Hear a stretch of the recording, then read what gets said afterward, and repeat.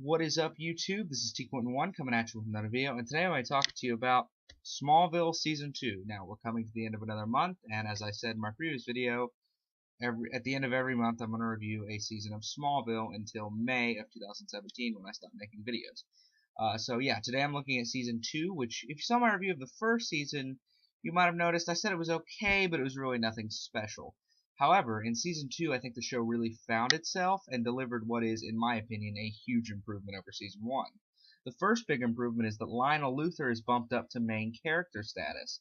I think that was a great and really smart choice because he was one of the most interesting characters on the show last season, but he never really impacted the plot. He was never involved. But now that he's part of the main cast, he plays a much more vital role. Tom Welling also, I think, gave a better performance this season. He really did feel like a young Superman here. And he also has more powers this season, which segues into my next positive, and that's better action scenes. Now, the action scenes in the first season, like most things, were okay, but nothing special. But here, they're a lot more creative and well-crafted with the use of different powers and such.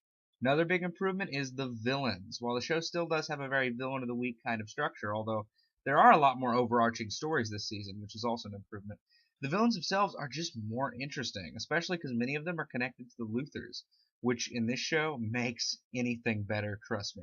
And the main characters also get a lot more development, especially Chloe, whose arc this season was actually kind of emotional. I really felt for her sometimes. And she has some scenes with Lionel near the end of this season which are actually really well done. Lex is also still fucking fantastic. But here we see him start to do some kind of shady stuff, although he is still very much a protagonist. But again, Rosenbaum just nails this character, and his arc this season with Dr. Price was really well done, I felt. The soundtrack is better, and at some points it even uses snippets from the old Christopher Reeve films. And this season was also the first time I realized that the showrunners, Alfred Goh and Miles Miller, weren't just fans of Superman, but they understood him and what makes him a great character.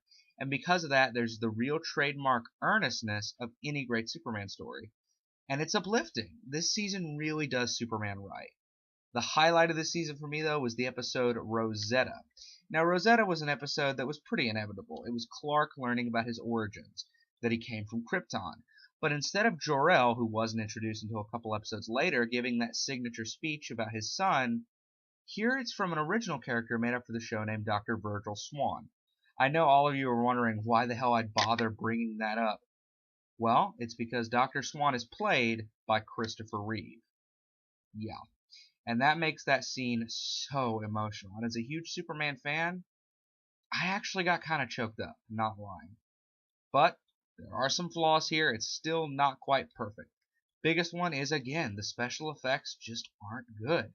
And this, again, is a flaw with the whole show. I'm going to probably bring it up every review because they're just not good. And the tone is still sometimes kind of cheesy, although way less than the first season. And here, when it's cheesy, it's actually kind of fun and not unbearable. And while I did enjoy that there were a lot more overarching stories, some of the arcs just went nowhere. The biggest example, though, is Lana's biological father. What the hell was up with that? That contributed nothing. Other than that, though, Smallville Season 2 is a massive improvement over Season 1. And I think it is one of the better adaptations of Superman. So I'm going to give it a 9 out of 10. It was really good. This is T.1 signing out.